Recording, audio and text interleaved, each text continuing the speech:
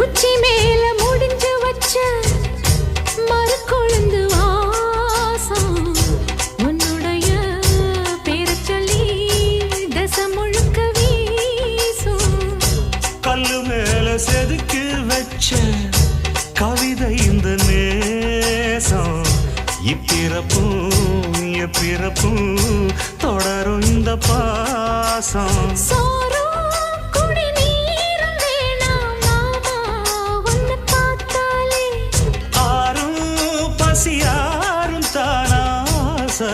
மொழி கேட்டாலே